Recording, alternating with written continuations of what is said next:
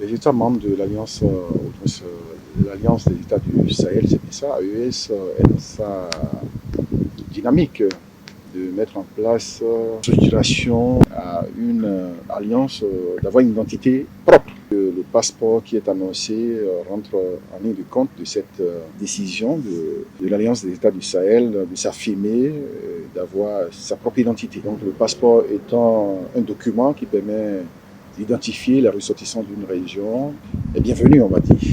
Ce qui est annoncé pour le 29 janvier est une ambition des chefs d'État de se démarquer clairement de la communauté des États de l'Afrique de l'Ouest, la CEDEAO pour être plus précis, et de s'afficher en tant qu'alliance des États du Sahel.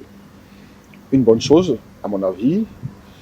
C'est vrai que ça ne va pas changer grand-chose de la collaboration ou de la coopération, parce que, à en croire les chefs d'État, les 3 chefs d'État, membres de l'Alliance des États du Sahel, il n'y aura pas exigence de visa pour les ressortissants de la CEDEAO, vice-versa, pas de visa aussi pour les ressortissants de l'Alliance des États du Sahel en entrant dans la CEDEAO.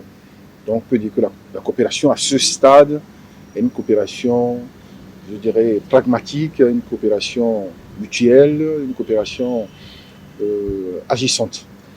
Donc les ressortissants de ces 2 communautés, que ce soit de la communauté des États de l'Afrique de l'Ouest, CEDEAO, comme de l'Alliance des États du Sahel, il est je dirais, créer une mobilité, je dirais, sans trop d'exigences à ce stade. Donc, les 2 peuples, le peuple de la communauté des États de l'Afrique de l'Ouest, comme le peuple de l'Alliance des États du Sahel, peuvent toujours continuer par se côtoyer, par se visiter, sans qu'il n'y ait d'exigence de visa mutuellement. Donc, pour le moment, le passeport qui sera mis en place ou qui va entrer en vigueur dès le 29 janvier, à en croire les autorités au plus haut niveau de l'Alliance des États du Sahel, ne va pas changer grand-chose. Ce passeport permettra de les identifier clairement, de les, je dirais, catégoriser, si vous le voulez. C'est-à-dire, ils sont membres de l'Alliance des États du Sahel, ils ne sont pas membres de la CEDEAO, ils ne sont plus membres de la CEDEAO. Donc, en tant que tel, c'est un document qui permettra de faire cette nette démarcation, désormais, pour les voyageurs, les ressortissants de cet espace qui continue quand même de se cohabiter. Et il y a un côté négatif qu'on peut aussi percevoir, parce que, étant donné que ces 3 États qui forment l'Alliance des États du Sahel sont des États en griffe hostiles aux puissances occidentales, on peut craindre que ça pourrait peut-être constituer un élément de nuisance pour les ressortissants qui n'en ont pour rien dans la crise qui est entretenue aujourd'hui. Est-ce que, à la longue, ça ne va pas amener à une certaine forme de stigmatisation, de conflit ou d'agression même, si vous voulez, parce que, étant donné que les gens sont ressortissants d'un espace qui n'est pas forcément porté par la communauté internationale ou nourri par le grand monde, un espace qui veut s'affirmer ou qui veut affirmer sa souveraineté de plus en plus, et de par des positions ou des postures vraiment, je dirais, belliqueuses, mais j'ai bien peur que cela puisse impacter de façon durable ou impacter quand même le passeport ou la mobilité des ressortissants des pays membres de l'AES. Et nous avons rendu compte donc au président du Faso de nos discussions qui se sont passées dans une atmosphère empreinte de cordialité, de fraternité, mais aussi d'une très grande convergence ou d'une identité complète de vue sur l'ensemble des questions qui ont été discutées. Il est important pour nous de pouvoir avoir une approche commune en tant que confédération des États du Sahel pour porter les préoccupations de nos chefs d'État, mais aussi les préoccupations des populations du Sahel dans le cadre d'un dialogue, que ce soit avec la CEDEAO, avec toute autre entité, tout dialogue qui préserve les intérêts fondamentaux de nos populations. Donc nous avons rendu compte aux chefs de l'État de nos échanges et aussi des pistes qui ont été dessinées en vue de leur validation par les chefs d'État. Nous avons aussi en retour recueilli les orientations du président du Faso. Le président du Faso, comme le président du Mali et le président Tchani, sont sur la même longueur d'onde. Au nom de ses pairs, il a apprécié le travail qui est en cours. Il nous a encouragés à poursuivre ce travail et que les orientations qui ont été données ont été clairement mises en œuvre par le ministre des Affaires étrangères. Donc, nous pouvons dire aujourd'hui, au nom de nos chefs d'État, que la marche de la Confédération des États du Sahel se poursuit inexorablement. Et au nom de nos chefs d'État aussi, il est important que nous puissions encore une fois rassurer nos populations. Nos chefs d'État ont pris une décision qui a été mûrement réfléchie. Ces implications ont été identifiées. Les mesures correctives ou proactives qui doivent être prises ont été identifiées. Et ces mesures commencent à se dérouler. Vous avez vu il y a quelques jours, nos pays ont décidé, à compter du 29, de mettre en circulation un passeport pour donner le confort juridique à nos concitoyens des 3 pays de pouvoir aller et venir librement. Donc nous voulons rassurer nos populations, rassurer nos diasporas, d'être à l'écoute des autorités, des chefs d'État et de façon générale rassurer l'ensemble des populations de la Confédération des États du Sahel que tout ce qui est entrepris, c'est pour pouvoir répondre à leurs aspirations et qu'en retour, il est important que les populations puissent renforcer la mobilisation et l'engagement patriotique autour des autorités pour l'atteinte des objectifs. Donc nous sommes sortis très réconfortés par les messages très clairs, l'engagement du président du Faso, sa vision très claire et sa détermination de maintenir le cap et d'avancer pour pouvoir aller très rapidement à la préservation de la paix et de la sécurité dans nos pays, de travailler à renforcer notre action diplomatique que nous engageons les 3 ministres au nom de nos chefs d'État, mais aussi de pouvoir accélérer la cadence en ce qui concerne tous les volets développement de l'AES qui permet de répondre directement aux aspirations des populations. Nous voudrions remercier les plus hautes autorités, à commencer par son Excellence le président du Faso, pour l'hospitalité qui a été accordée à notre pays, mais aussi pour l'engagement constant du Burkina à nos côtés dans le cadre de la Confédération des États du Sahel. Saluer et remercier l'ensemble du gouvernement, y compris naturellement notre frère Karamogo Jean-Marie Traoré, mais aussi l'ensemble du gouvernement et du peuple burkinabé pour toutes les facilités mises à notre disposition. Congolaises, Congolais, mes très chers compatriotes, je m'adresse solennellement à vous en ce jour dans un contexte exceptionnel en rapport avec la situation sécuritaire que connaît notre pays dans sa partie orientale. Ce contexte d'agression et d'occupation des territoires dans le Nord Kivu est perpétré par le groupe terroriste dit du M23 avec l'appui avéré en hommes et en logistique du Rwanda. Au moment où je fais cette adresse, nos agresseurs occupent certaines localités dans le territoire de Rutshuru, occasionnant ainsi un drame humanitaire avec plus de 200 000 compatriotes forcés de fuir les affres terroristes dans les zones de combat. Ils se retrouvent en dehors de chez eux, sans logis, sans nourriture et sans soins. Des instructions précises ont été données au gouvernement pour leur rassemblement et leur prise en charge. Au-delà de ces efforts, j'en appelle à un élan général de solidarité pour alléger leur fardeau.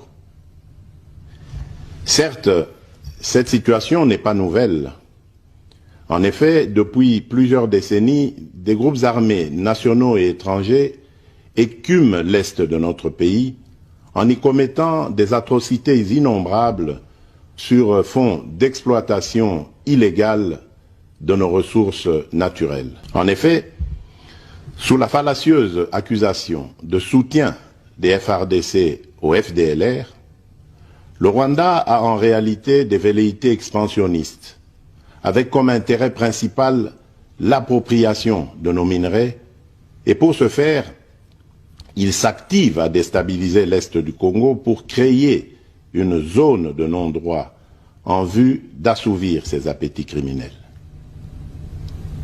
Pour faire face à cette situation, deux options s'offraient à nous, la diplomatie ou la guerre.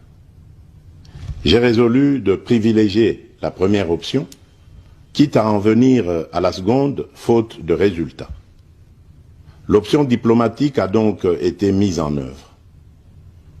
C'est ici l'occasion pour nous de rappeler que notre attachement à la recherche de la paix par des voies pacifiques n'est aucunement un signe de faiblesse, moins encore un aveu d'une incapacité de notre pays à s'inscrire dans une logique de guerre totale contre tous ceux qui continuent à abuser de notre patience, mais plutôt une expression de notre culture de paix et de notre identité légendaire de peuple hospitalier. À vous, nos vaillants soldats, vous qui avez pris l'engagement de servir sous le drapeau, je vous invite ici au sens élevé du patriotisme en ce temps particulièrement exceptionnel de notre histoire, de défendre notre pays, de protéger l'intégrité de son territoire et d'assurer la sécurité des Congolaises et des Congolais contre toute agression ou attaque d'où qu'elle vienne. À vous, mes très chers compatriotes, la guerre qui nous est imposée par nos voisins exige de chacun de nous des sacrifices. C'est le moment de taire nos divergences politiques pour défendre tous rassemblés notre mère patrie. Notre histoire et notre marche commune ont sans cesse démontré que, loin de s'effondrer, notre nation et son peuple ont toujours relevé ce genre de défi et nous en sommes toujours sortis victorieux. Restons tous unis et solidaires derrière nos forces de défense et de sécurité. La situation actuelle, loin de nous affecter, n'est qu'une épreuve de plus que nous allons surmonter pour raffermir davantage notre unité. Au-delà de tout clivage politique, idéologique, religieux et tribal, la défense de la mère patrie est le seul objectif qui doit nous unir en ce moment. Le pays nous appelle. La nation a besoin de l'engagement de toutes ses filles et de tous ses fils.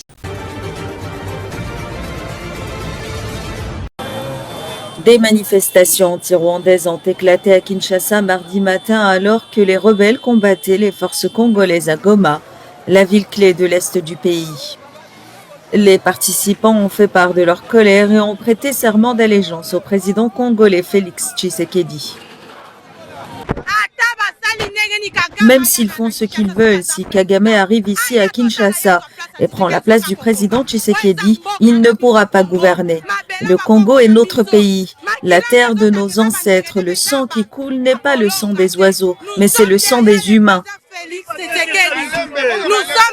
Kagame ne doit pas réussir. Nous sommes derrière le président Félix et il ne peut pas céder. Il doit rester. La RDC et de nombreux gouvernements étrangers affirment que les forces rwandaises sont actuellement présentes au Congo, aux côtés des rebelles du M23, soutenus par le Rwanda, qui prétend avoir pris le contrôle de la ville de Goma. Nous sommes prêts à combattre pour dégager l'ennemi pour notre souveraineté de notre pays. Il faut combattre. C'est lui qui veut la paix, il faut combattre. Prendre des armes et combattre, mon frère Félix. Il faut combattre. Nous devons combattre. Pas de conversation encore. Pas de conversation encore. Nous devons combattre. Aucun dialogue ne peut encore arriver pour notre pays. Nous sommes fiers maintenant de se soulever pour combattre l'ennemi. Les habitants ont signalé des coups de feu dans la nuit à Goma, une ville de 2 millions d'habitants, que les rebelles prétendaient avoir atteint ce lundi. Des explosions et des coups de feu ont également été entendus près de l'aéroport, désormais fermé.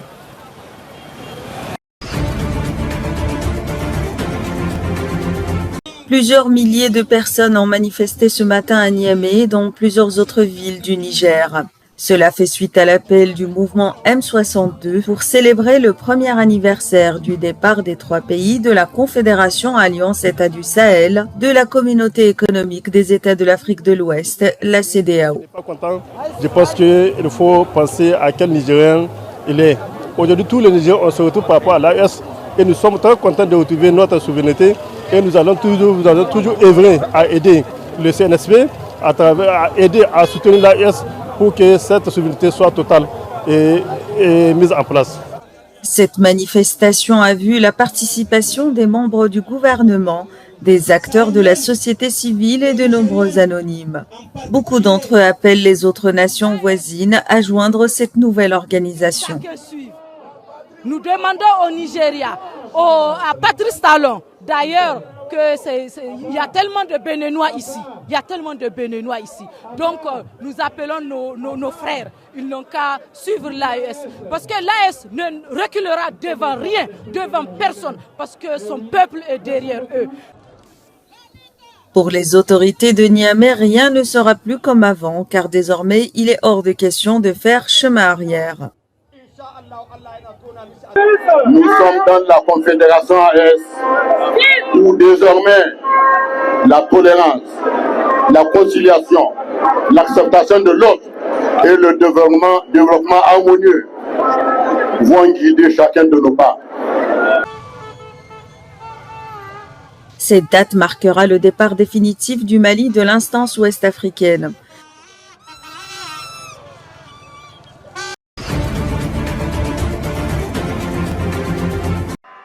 Des milliers de personnes sont descendues dans la rue pour célébrer la sortie du Burkina Faso de la Communauté économique des États d'Afrique de l'Ouest ce 28 janvier 2025 à Ouagadougou, la capitale. Cette sortie officielle de l'Alliance des États du Sahel a été célébrée par un meeting en présence du Premier ministre Jean-Emmanuel Ouédraogo et d'autres personnalités. Au Burkina Faso, la mobilisation elle est partout, voilà, pour témoigner leur engagement, leur détermination, leur attachement aux 3 pays, aux 3 présidents de l'AES, alors qui ont lutté en tout cas 8 jours pour le bien-être de ces 3 peuples. Sur les pancartes, on pouvait lire « Abat la CEDEAO, abat la France et vive l'AES ». Les manifestants sont venus célébrer ce départ. Nous, vraiment, on est ouvert à tout le monde. Mais pour dire que nous allons revenir rejoindre la CEDEAO pour que nous puissions vraiment mener une marche d'ensemble, qu'ils se détrompent vraiment. Car nous avons vraiment décidé et nous sommes fiers de cette décision et nous allons la poursuivre jusqu'au bout. Outre les manifestations dans tout le pays, une cérémonie de montée des couleurs du Burkina Faso, du Mali et du Niger a été organisée au ministère des Affaires étrangères, de la coopération régionale et des Burkinabés de l'extérieur. L'objectif, c'était de nous affaiblir, de nous faire peur. Mais partout où ils ont tenté, ils ont essuyé une défaite cuisante. La CEDEAO, c'est l'une des cordes de notre asservissement qui a été coupée net le 28 janvier 2024. Nous savons qu'il y a d'autres cordes qui restent, mais nos 3 chefs d'État tiennent toujours la hache fermement. C'est pour dire que toutes les cordes seront tranchées sans état d'âme. Après avoir annoncé leur départ de la CEDEAO le 28 janvier 2024, le Burkina Faso, le Mali et le Niger ont créé l'Alliance des États du Sahel le 6 juillet. Les autorités du Soudan du Sud ont levé la suspension de Facebook et TikTok imposée la semaine dernière à la suite de la diffusion de vidéos montrant les meurtres présumés de ressortissants sud-soudanais au Soudan. Ces publications ayant déclenché de violentes manifestations et des attaques en représailles dans tout le pays ont été retirées des réseaux sociaux. Les groupes de défense des droits ont accusé l'armée soudanaise et ses alliés d'avoir mené des attaques ethniques contre les civils dans l'état soudanais d'El Gezira au début du mois, après avoir pris la capitale de l'état Ouad Madina aux forces paramilitaires de soutien rapide. L'armée soudanaise a condamné ce qu'elle a appelé de violations individuelles qui ont été filmées et largement diffusées sur les médias sociaux.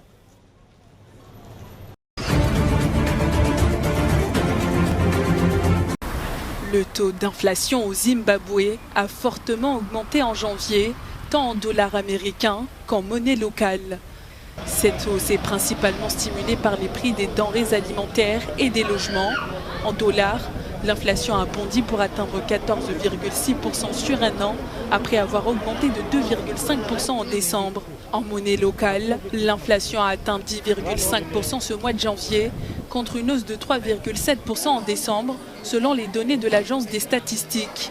Un économiste a expliqué que cela pourrait être dû aux nouvelles taxes qui sont entrées en vigueur ce mois de janvier.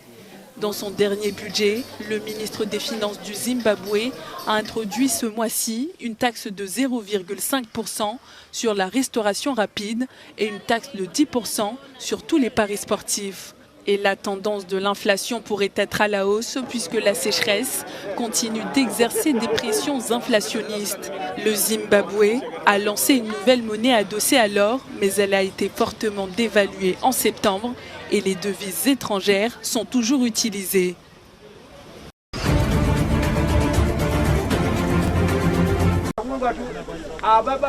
Un incendie a ravagé un quartier de Johannesburg en Afrique du Sud, détruisant des maisons et des biens. Les flammes ont laissé des centaines d'habitants sans abri lundi. L'incendie aurait été déclenché par l'explosion d'un poêle à paraffine. J'ai réussi à retirer toutes mes affaires et la plupart de mes biens n'ont pas été détruits. Je compatis avec les autres membres de la communauté car, comme vous pouvez le voir, la plupart des gens n'ont plus d'endroit où aller. Tout ce qui leur appartient a été détruit. J'ai reçu un appel alors que j'étais au travail, m'informant qu'il y avait un incendie ici et nous avons accouru. Les hommes de la communauté ont essayé d'éteindre le feu mais n'y sont pas parvenus car il était trop puissant. Des bouteilles de gaz ont rendu le feu incontrôlable. La plupart des maisons sont construites en plastique, en bois et en tôle ondulée et de nombreux abris ne sont distants que de quelques centimètres les uns des autres. Selon un conseiller municipal de la région, près de 1500 abris ont été détruits. Aidés par les habitants, les pompiers ont réussi à maîtriser l'incendie.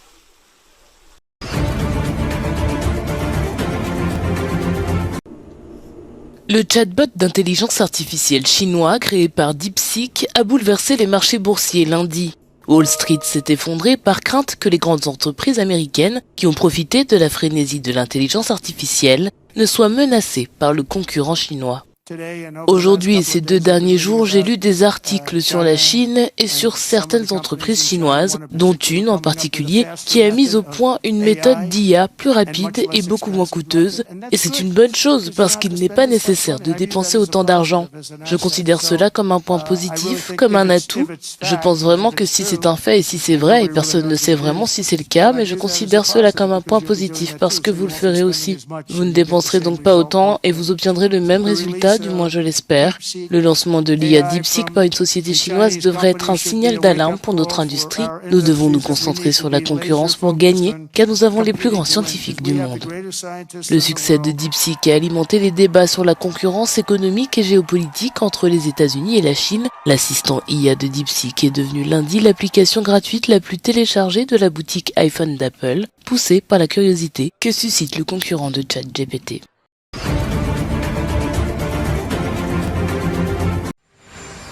Le président américain Donald Trump a suggéré de déplacer les habitants de la bande de Gaza vers l'Égypte et la Jordanie dans le cadre de son plan de paix visant à nettoyer le territoire palestinien. Cette proposition intervient alors que la trêve entre Israël et le Hamas est entrée dimanche dans sa 2e semaine. Le cessez-le-feu instauré le 19 janvier est maintenu et a permis samedi un échange de 4 otages israéliennes contre environ 200 prisonniers palestiniens. Selon Donald Trump, le déplacement des habitants pourrait être temporaire ou à long terme. La grande majorité des 2,4 millions d'habitants de Gaza ont été déplacés à plusieurs reprises en raison des conflits.